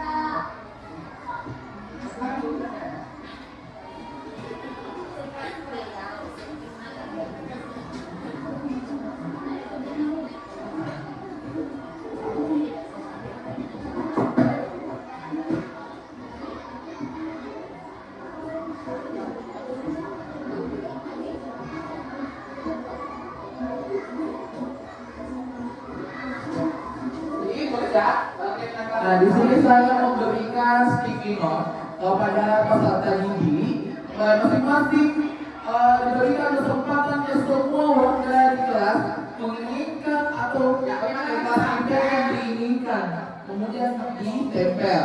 Kemudian ditempel baru kita berdiskusi kembali, kita saling yang mana peraturan, yang mana keyakinan, serta yang mana anak-anak bisa terapkan, bisa dijalankan, jangan sampai membuat kemudian tidak bisa dijalankan seperti itu.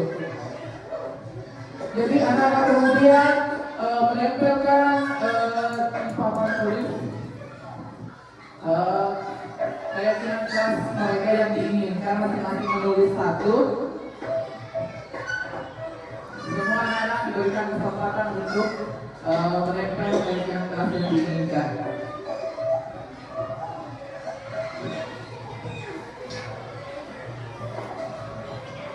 Nah, baiklah, anak-anakku sudah menempel semua keyakinan kelas seperti apa yang diinginkan.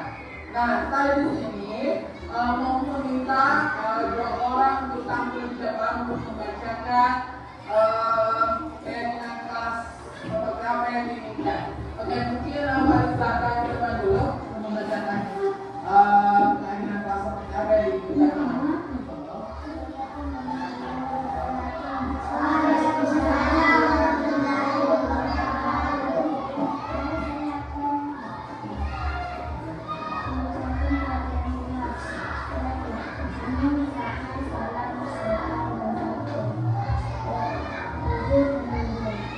Ya, tepuk tangan dulu buat temannya. Jadi keyakinan kelas yang diinginkan adalah senyum, sapa, salam, sopan dan santun, serta jujur dan mandiri. Nah, saya mau minta lagi perwakilan satu orang dari poin-poinnya. Siapa yang mau? Ya, Andi Aisyah, silakan teman. Dan di sini saya memberikan kesempatan kepada siswa untuk memilih ranjong dia mencabut sendiri, membacakan keyakinan kelas temannya yang diinginkan.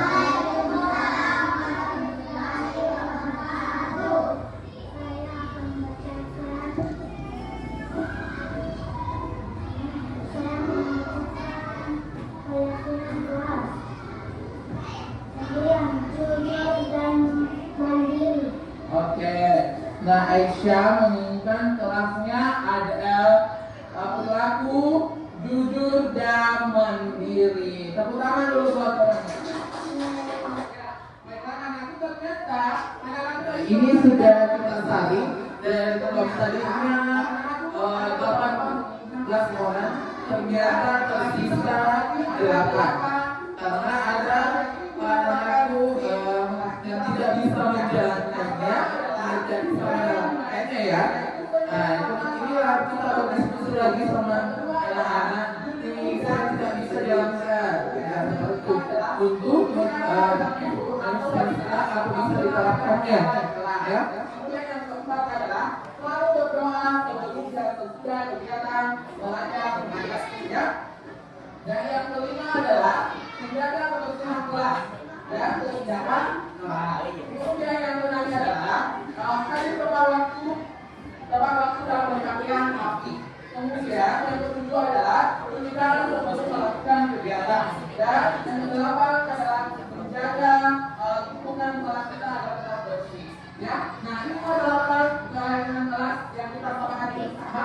Ini diterapkan di kelas kita. Anak-anak bisa menerapkannya? Bisa.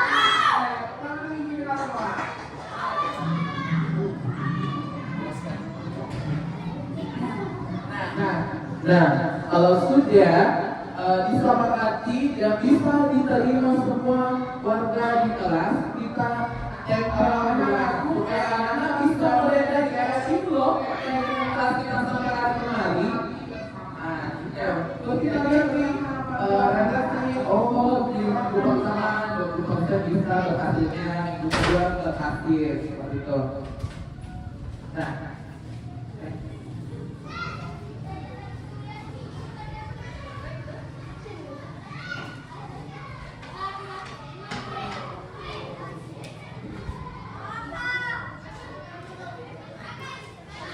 ya, kita lanjut ya. Nah, itu tadi keyakinan kelas. Jadi bersama harapanku semua teman-teman bisa yang kemarin membuat kesepakatan kelas dan sekarang bisa diterapkan di dalamnya menjadi keyakinan kelas. Ya, misalnya kemarin hadir 15 menit di sebelum pembelajaran, mungkin bisa sekarang diganti hadir tepat waktu, indahnya kebersamaan, bertanggung jawab, menghormati orang lain, budaya 5S, mungkin seperti itu. Nah, sekarang teman-teman kita lanjut ke 5 posisi kontrol guru. Nah, 5 posisi kontrol guru ini yang pertama, berhukum, membuat merasa bersalah. Teman, pemantau, manajer. Nah, kita sebagai guru bisa sebagai penghukum, bisa membuat siswa merasa bersalah. Kita guru juga bisa sebagai teman. kemudian bisa diperhatikan saja anak-anak, memantau, dan juga bisa sebagai bos atau manajer. Ya, seperti itu. Nah, selanjutnya di sini ada contoh penerapan ilmu posisi kontrol guru. Kasusnya adalah siswa tidak memakai atribut lengkap saat upacara bendera. Nah, ketika kita guru sebagai penghukum hormat pada bendera selama 1 jam, itu kita sebagai penghukum. Nah, bagaimana kalau kita membuat merasa bersalah? Nah, berapa kali Bapak harus memberitahu kamu selalu saja mengecewakan Bapak. Nanti bisa satu, nanti Bapak guru loh yang dihukum sama ibu kepala sekolah ketika anak-anak itu tidak memakai atribut perlengkapan sekolah. Nah, seperti itu. Nah, selanjutnya yaitu posisi teman. Kita sebagai teman, ayo dong kita ikuti aturan sekolah. Tolong bantu Bapak ya. Sekali ini saja. Ya, saya sudah tidak apa-apa.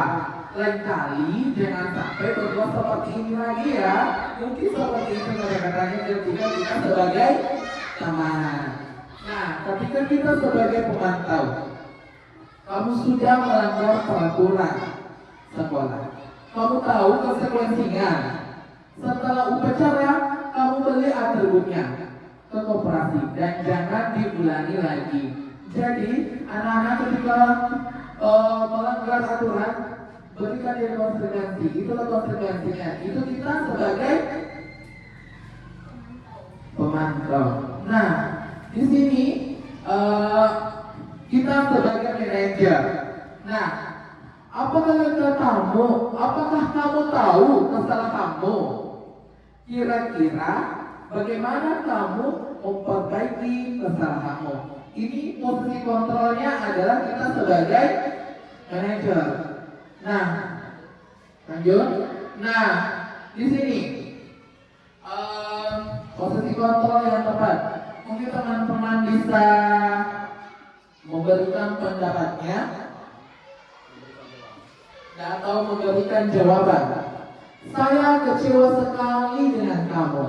Posisi kontrol apa yang tepat untuk itu? Merasa bersalah yang lain? Ayo. Bos, manajer.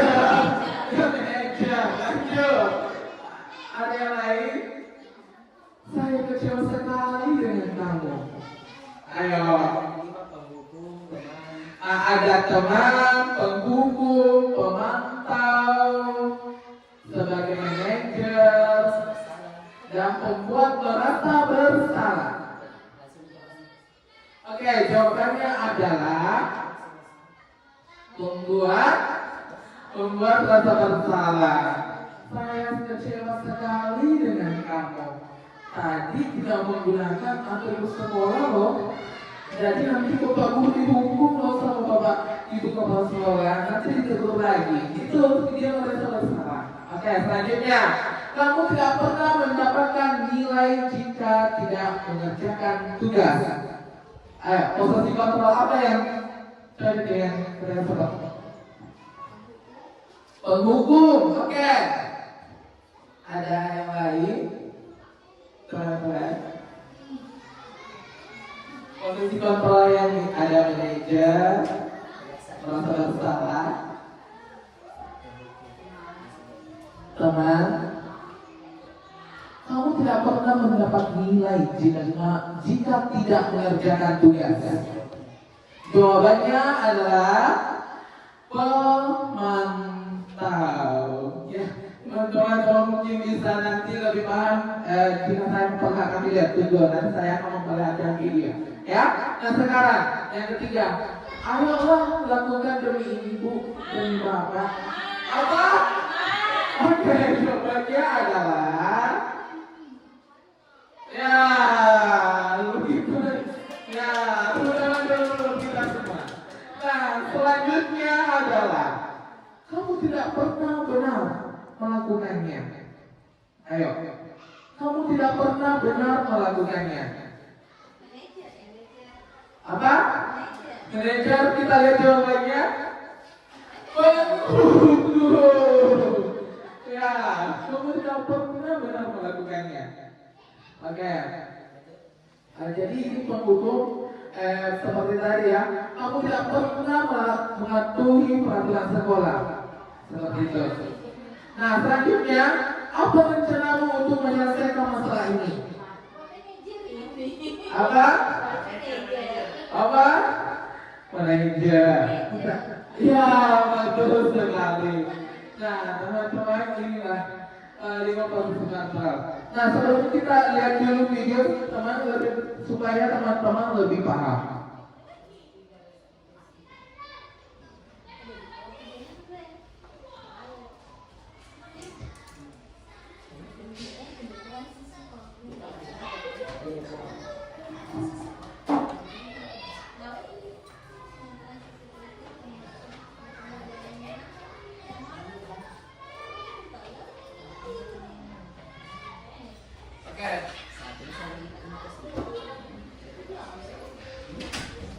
Nah, inilah teman-teman contoh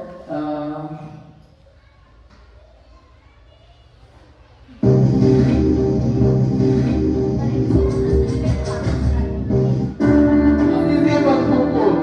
Kita lihat ya, ini sebagai posisi penghukum. Ini ceritanya dalam terlambat, ya, dalam terlambat. Naran, sini kamu. Selamat pagi Bu. Selalu terlambat. Kamu deh. Ini posisi kontrol penghukum ya. Maaf Bu, saya Apa? Apa coba? Alasan kamu apa lagi? Kapan sih kamu tidak terlambat? Malas sekali ya kamu jadi anak. saya Dasar pemalas. Gak kapok-kapok sih kamu. Sudah berapa kali terlambat? Sana, kamu keliling lapangan basket 2 kali. Nah, tadi kan Maaf ya, yang maaf pakai ya, omas maaf ya. ya. Nah, ini Kenapa? Kamu lawan ibu. Berani-beraninya jawab. Sudah terlambat, masih berani jawab pula.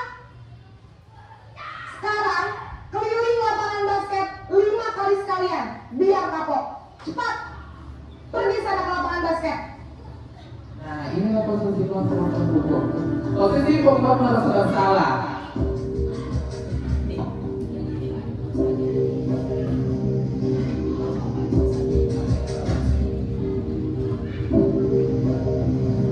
Naran,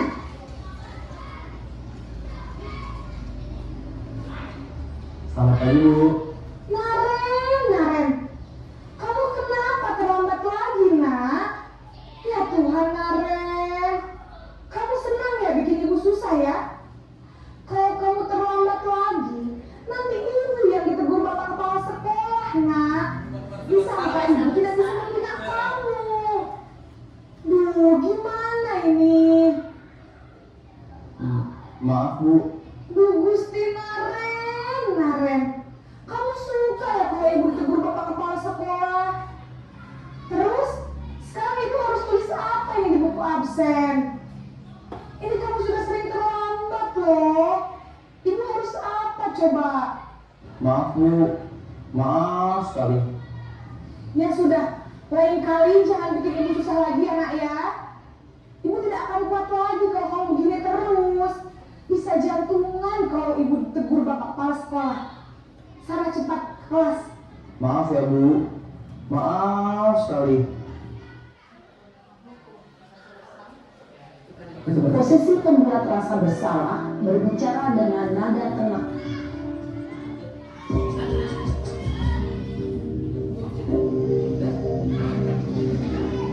Nah, ini posisi kontrol sebagai yang sekarang teman. Ini sebagai teman. Kita dulu sebagai teman ya. Wah, sudah jam berapa ini nak? Terlambat lagi ya sayang.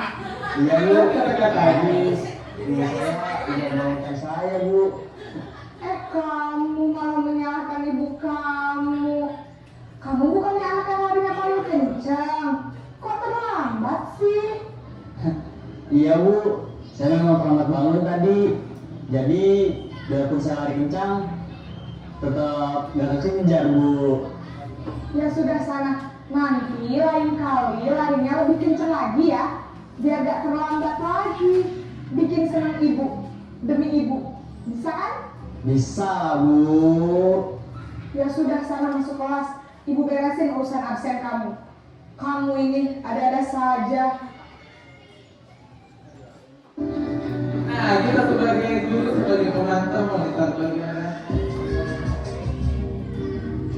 Lebih ke konsekuensi kalau kita sebagai pemantau.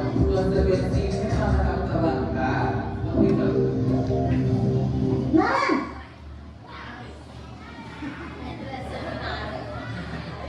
Selamat pagi Bu.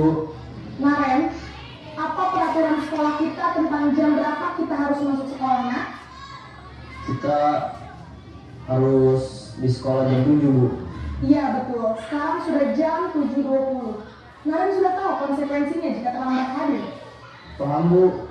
Saya harus tinggal kelas pas jam istirahat selama 20 menit. Iya benar, konsekuensinya demikian. Jadi nanti jam 9.30 pas istirahat, kamu harus tinggal di kelas, kerjakan tugas tambahan untuk ketertinggalan kamu, ya? Baik Bu. Nah, ini posisi kita sebagai manajer, kita sebagai misalnya sebagai direktur sekolah.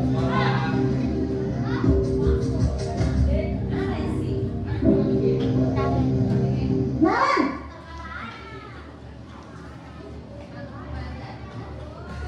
Selamat pagi Bu. Selamat pagi Naren.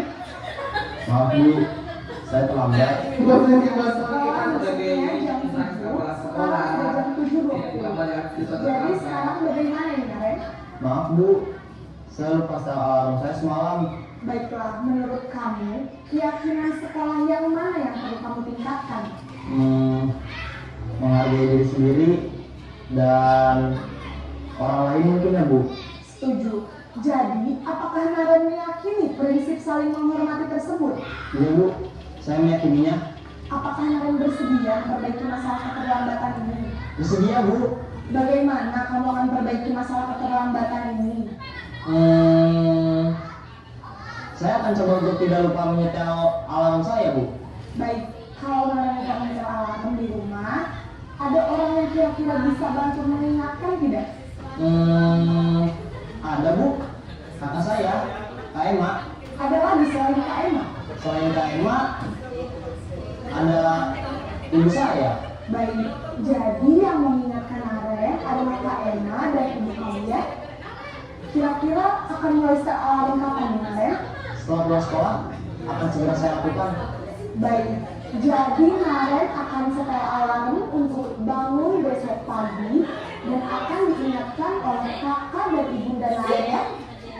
Ada lagi yang mungkin perlu dilakukan Naren? Agar tidak terlambat bangun lagi. Tidak ada Bu. Baik Naren, terima kasih untuk bersama kamu. Sekarang kamu perlu kembali ke kelas untuk belajar. Baik Bu, terima kasih.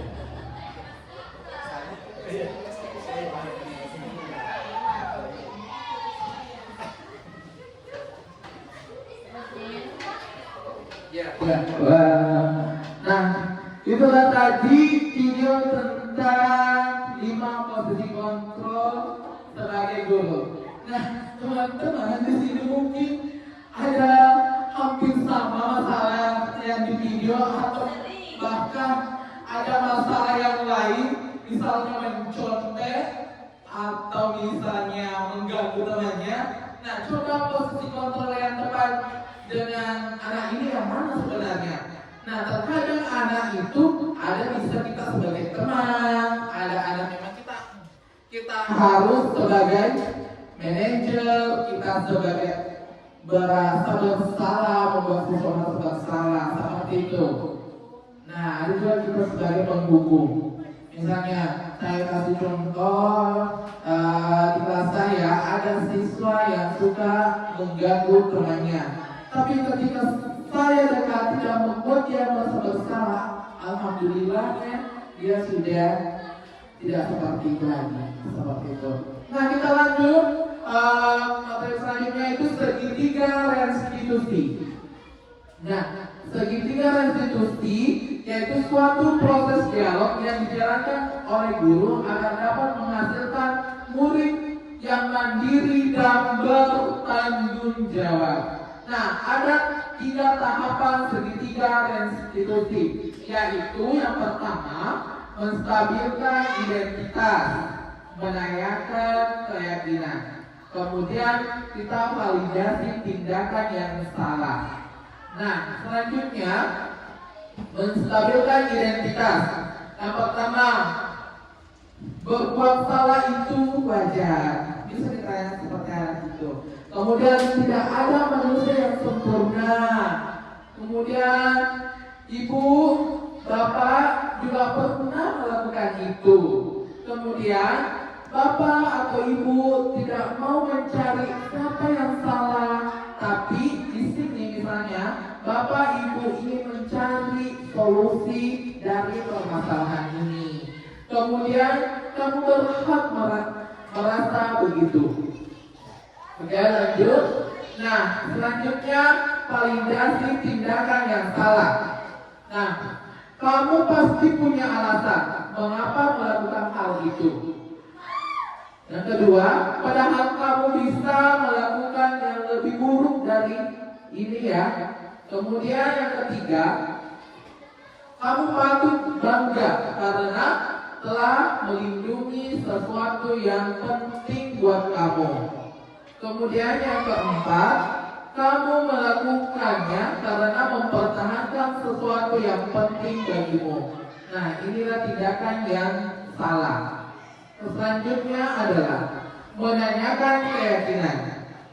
Di sini ada 4. Yang pertama, apa keyakinan kelas kita? Nilai-nilai apa yang telah disepakati bersama? Kemudian yang ketiga, seperti apa gambaran sebuah kelas yang ideal menurut kamu? Kemudian yang keempat adalah kamu ingin menjadi orang yang seperti apa? Nah, seperti itu.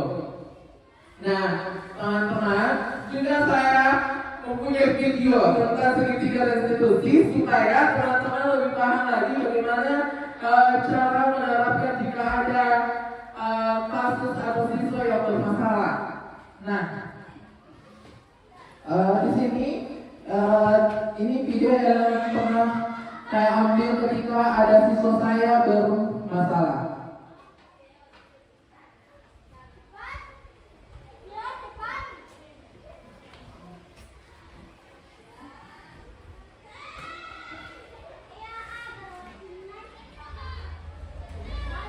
Nah, ini saya ambil ketika ada siswa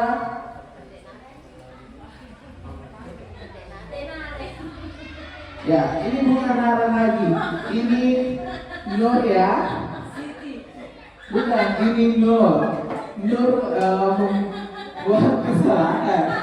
Tadi ada Nara, sekarang Nur.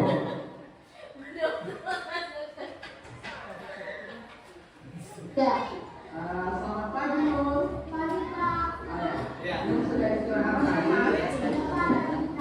Oh ya, kira-kira Nur tahu nggak mengapa Bapak guru memanggil? Nah, inilah kita menstabilkan dari kepala kita sudah berapa? Itu artinya Nur kira-kira tahu dan waktu. Nah, posisinya Nur di sini terlambat juga ya. Iya, salah ya. Tentunya tidak baik ya. Oke, terlambat itu merupakan perbuatan yang salah. Tentunya pasti manusia itu pernah berbuat salah ya nak. Termasuk juga Pak Adi. Nah, ini untuk kita menstabilkan identitas. Kita stabilkan dulu keadaan. Bukan tidak mencari siapa yang salah, siapa yang benar. Tapi di sini saya mencari solusi masalah keterlambatan Nur. Nah, Nur punya alasan nggak kenapa terlambatnya ada sekolah tadi? Oh, belum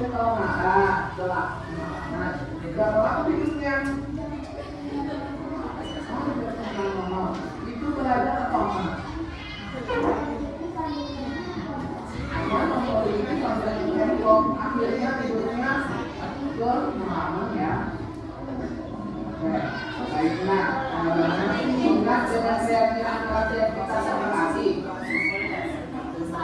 Nanti. Ya, apa isinya? Nah, inilah kaidah ketiga dengan sabar. Nah, kita menanyakan lagi tentang keyakinan lain. Sekarang lu coba pikirkan apa solusi Arnold. Kita peserta yang mencari solusinya supaya dia mudah. Anak-anak tidur lebih awal sebelum mau tidur jam 9, sekarang tidurnya jam 8 ya. Dan jangan lupa juga sebenarnya alarmnya dinyalakan juga sebelum sholat subuh ya, supaya juga bisa sholat subuh ya. Nah sekarang kapan mulainya? Oh nanti baik itu. Lo akan memulai penggunaan itu menjadi lebih banyak menjadi anak disiplin dan tepat waktu. Lo bisa melakukannya. Oke. Bisa lebih baik lagi ya.